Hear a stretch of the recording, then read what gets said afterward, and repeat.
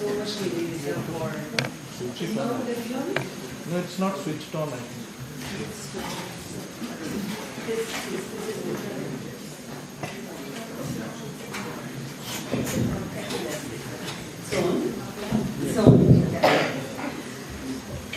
First, I should thank Vijaisri for giving me this opportunity to engage with her work. It did come as a surprise and it's very short notice, so I may not be able to meet your expectations. Nevertheless, I have enjoyed reading it, and I should say it has a grand framework, and this given time is not adequate, as Rahul said, to engage with this kind of work.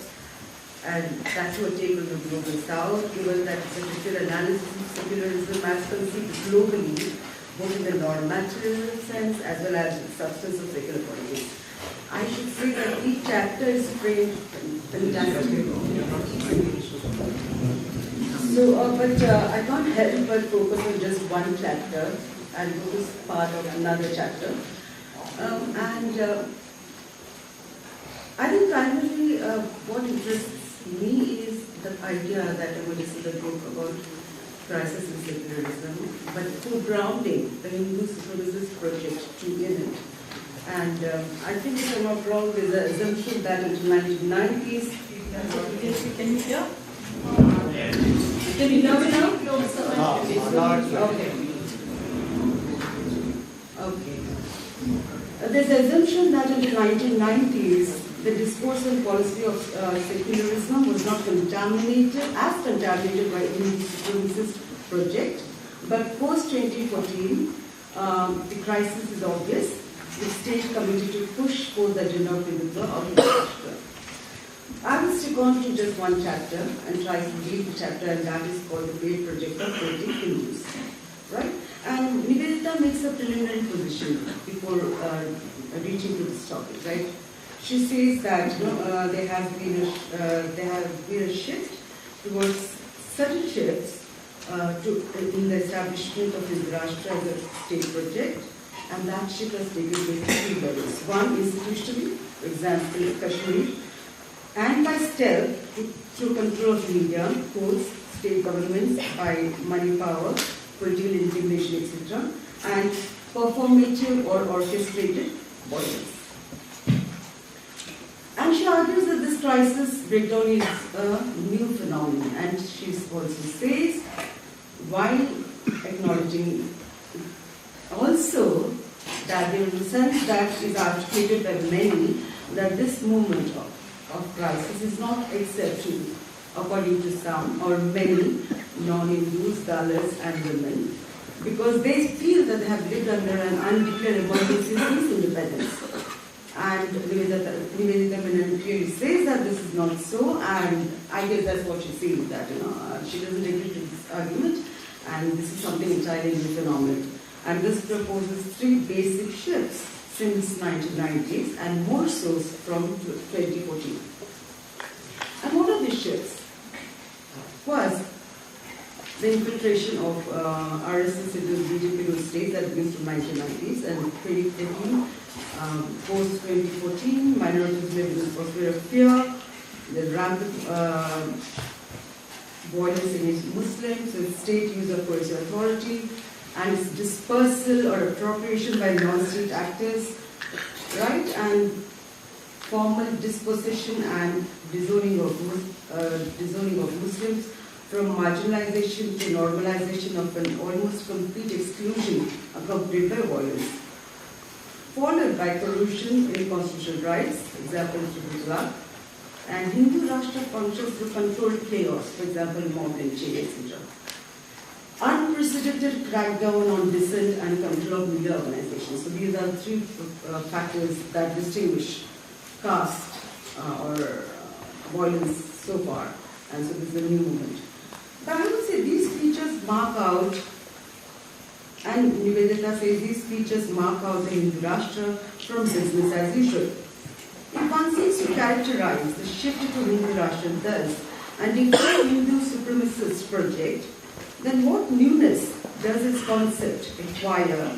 Of course, except extending it to an inter-religious context, where the agent is still the caste Hindu, Are these features entirely different in nature from pre-2014 or pre-BJP root states or regimes? Suppose if one takes the case from the South, for example, which has not seen BJP government in power and has ruled long enough in Andhra, like ruled by Congress and regional parties, the Hindu supremacist ideology and politics worked, and it would be true of mostly any region in India before 2014, with entrenched Hindu domination and caste Hindu domination.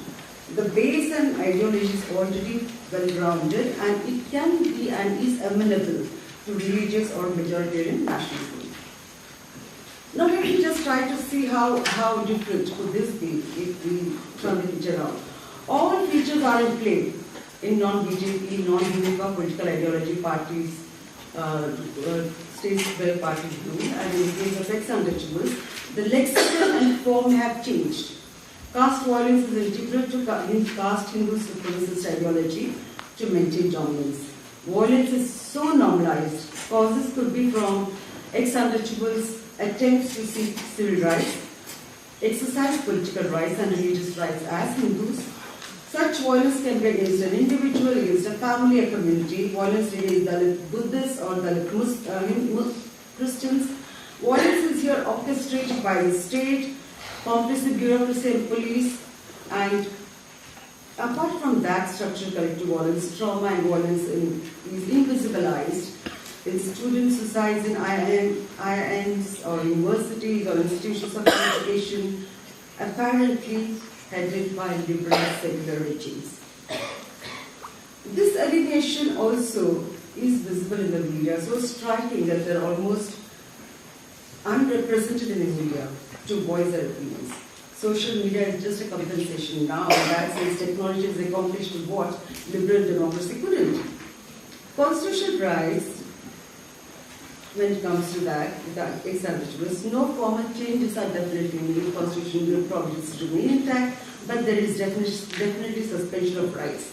For example, budget necessities, not allocations there, but not implemented. Appointments, JNU is the ideal case of not filling quotas and having more, not simply candidates for appointments. So before mulling over interreligious relations or crisis in secularism, it is essential to reckon intra-religious conflicts and tensions. Nivedita has taken the challenge, at least by foregoing caste, and put up that upfront, and it's an important step towards meaningful debate. So my main focus will be on the chapter called Great Project of Hindus, and what interests me is also the idea that is consistently made here is that the historical and continuing attempts at creating Hindus is a failed project. This is a millennial project that is failed and continues to be continues. She turns to Savarkar's conception of Hindutva to build in a broad doctrinal framework for that. But before that, I would like to just take a small, step back and just say that there is a certain hint or hints to suspicion of Savarkar's national commitment, nationalist commitment.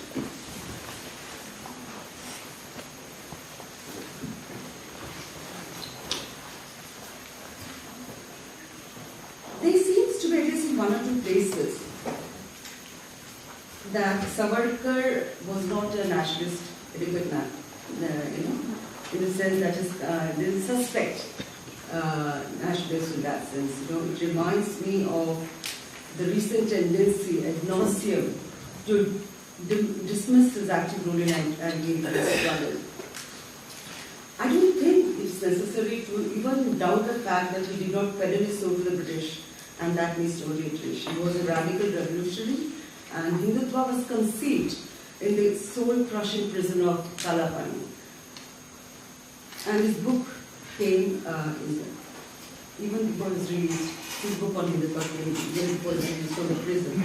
And one should also remember that once he was released from prison, he invested 10 years in social reform, engaged with reform of Dalits, and that was 10 years before Gandhi undertook the project. Right, with that caveat, I would like to just return to this text and see where Nivedita finds deep contradictions and distortions in his constructions of Nivedita. I should engage in two components of this critique. Her reading of Savarkar's claims on Hindu Jati as reductive and intent on singularity, and Savarkar's formulation of Hinduism and Sanatana Dharma. She argues that Savarkar claims that all Hindus constitute one race, that it is a common blood from a Brahman to Shudra, implying there has been interaction between castes, and that the project is political, claiming prior existence of a community was trying to construct, that he was aware of the prohibition of intercaste marriages, and then offers a brief account of racial composition. She traces phases of migration that became stable about 1500 BC in the subcontinent, and how there was widespread mingling of population from 1500 BC to 1st century BC. Then comes 1st century, several subgroups of population stopped marrying outside the group, and genetic indicators show that these populations became frozen.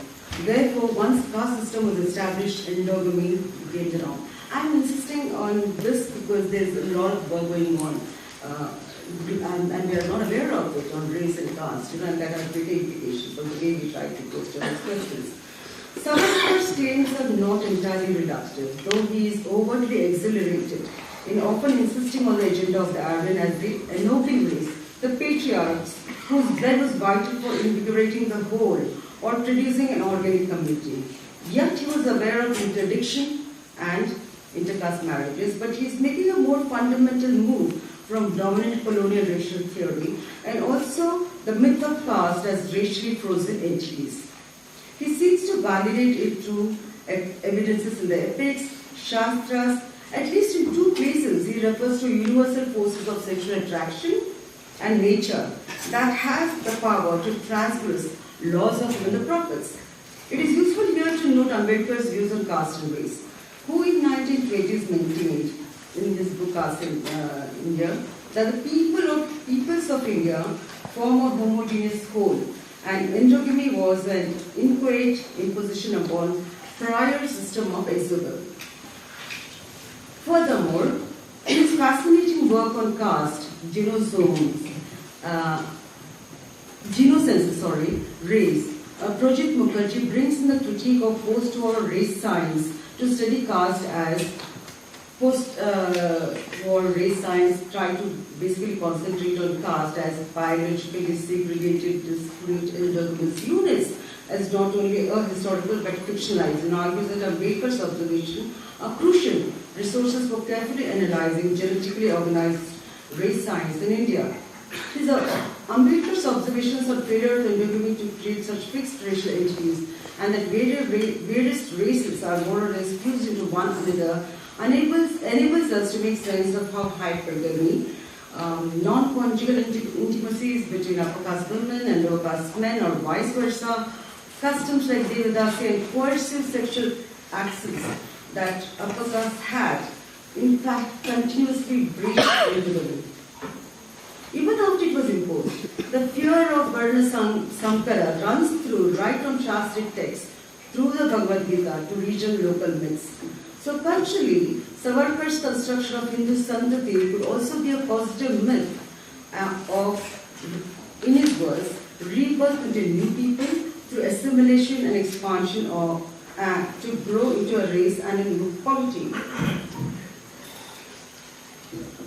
And here I think Nivedita is making a very important argument, especially on the mode of assimilation, extension, and the great project of creating Hindus, which begins though with the critique of Savarkar's conception of Hindutva, through a sort of long-duty historical narrative. I take two aspects of this critique of Savarkar's concept of Hinduism and a common race, one which I already did.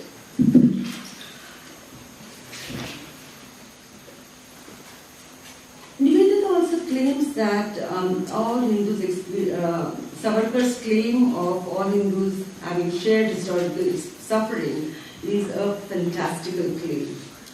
That such formulation is arrived by the idea and conjures the majority of Hindus as followers of Smriti, Shruti and Puranas, but aware that the definition will reduce the social population of Hindus to a minority. So to quote her, he performs a sleight of hand by adding the term Sanatana Dharma, which he offers as an encompassing form of Hinduism to all others, which means Vedic brothers and heterodox, who would otherwise be relegated to non-Hindu. I'm emphasizing on this because there's a lot of controversy, as you know, on this Sanatana Dharma. And then she traces the term Sanatana Dharma in Brahminical text and says it has entirely different meanings and connotes different meanings at different times. And it was in the 19th century that Hindu nationalist discourse and project of reform, the term Sanatana Dharma began to be deployed to indicate an eternal Hinduism or pan-Hindu identity. And this is exactly how Savarkar uses the term. Actually denies that there was any such religion existed historically, but is a mere dream or goal of a new nationalist and indifference, and disciplining the Dalit Bahujans Adivasi communities into a Brahminical framework. Orthodox Hindu Sanatani Hindus opposed to Arya Samaj reformist movement, rejected Shuddhi to allow lower caste into Hindu fold. But Savarkar was not with this Sanatanis in his defense of caste. So there's actually a distinction between orthodoxy and those proponents of Hinduism, but clearly mentioning that Savarkar is quite different indeed from that. But contrary to Savarkar's claim, she says that Avaidek or heterodox constituted the majority and thus creation of Hindus is a failed project because of the refusal of other Vedic religions and demands for recognition as separate religious community. But I will go back to a little reading of Savarkar. Yeah. Savarkar, I think, is making an important distinction here, and he does say that the religion of majority is Sanatana Dharma, and which Nivedita refutes, and it is true because Savarkar assumes that the non-Hindus would resent being included as Hindus, and so the use of the term Hinduism should be inclusive of all Hindus. Hinduism is the sum of all dharmas, but clearly Savarkar is saying that it is necessary to not mistake Sanatana Dharma for Hindu Dharma itself. Right, and he is very clear about that. Hinduism is the sum of all dharmas, and it is inclusive of Vedic or other unrecorded communities. But Sanatana Dharma is in itself not Hinduism or pan-Hindu identity. So I would say that this is a sort of cautious majoritarianism. Right. So the question, it could be equally argued that in this conceptualization of Hinduism or Hindu Dharma, Savarkar recognized the diversity conflict of different religious traditions by avoiding, as Nivedita notes, a purely sectarian basis or criteria. It could also employ an intra-Hindu Dharma conciliatory approach to avoid hugely exaggerated and misplaced claims of majoritarian domination in the conception of Hindu Dharma. But I think I've wasted too much time on trying to clarify the concepts, but let me come to this last section that Nivedita says, which is very important. She delineates two dimensions of this project of creation of Hindus, which are extremely crucial and counters both dominant historiography in the way it narrates the events as well as eulogizes the process of expansionism or assimilation in nationalist as well as liberal leftist projects. Firstly, expansionist project of Brahmanism from the heartlands onwards was accompanied by transformation of ideas and partly violence, thus bringing to attention the absconding dimension of state violence, often appearing only in relation to Muslim invaders. Though Nivedita doesn't see Islamic... Should I stop? Okay.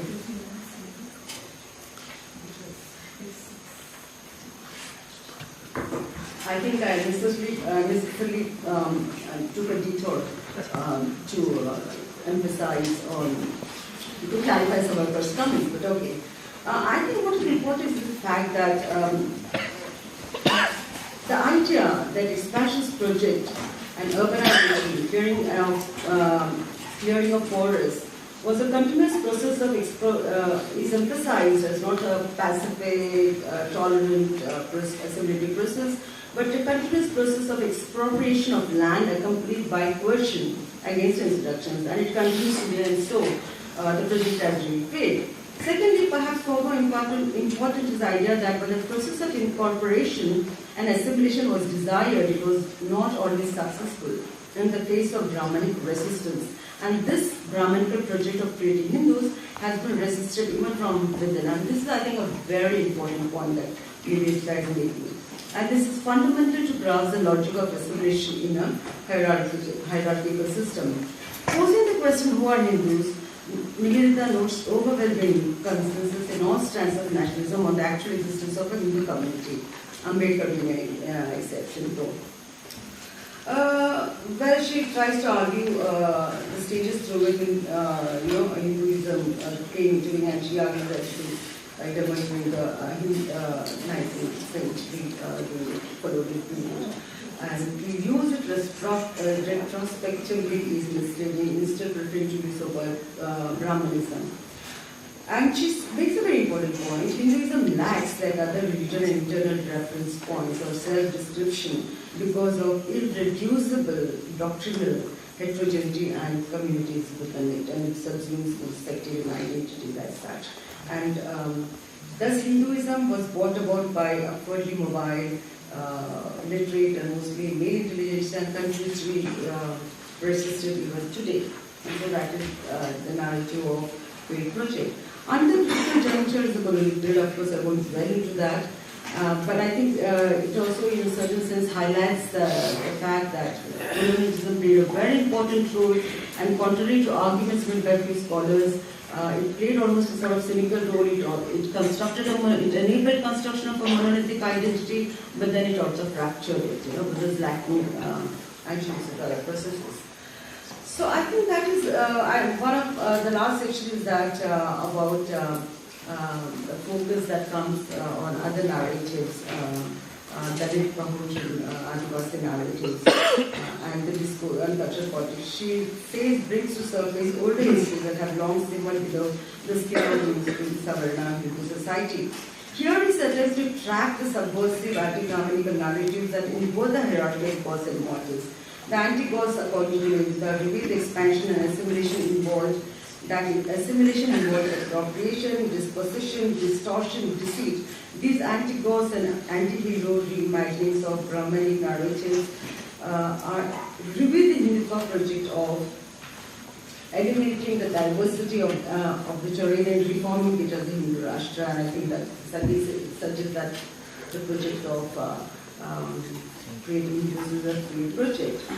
I'll just take 1 minute to say this, because it's very important. She tries to argue that there is no direct connection that because she's using a lot of means to build up this narrative and argue how it is a very important literary to contest it.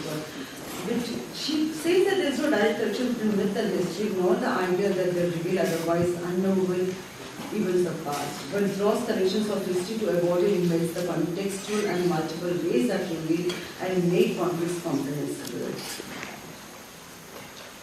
My sense is that Puranas or epic sources are crucial sources as well as force, as Savarkar would say that they were together inhabitants of Hindus as in the sense of becoming into a whole, as also critique that Ambedkar produced from within. What is often missed out in the academic of cultural politics is that this is also conflict-ridden and contradictory process phenomena that needs to be acknowledged for recognition and reconciliation. And we should remember that Puranas are crucial to grasp the layered and complex history, and Purana Itihasa was recognized as a source of knowledge in most philosophical systems. Especially the challenge lies at us, to us, and to craft analytical truths and to enter that world of consciousness.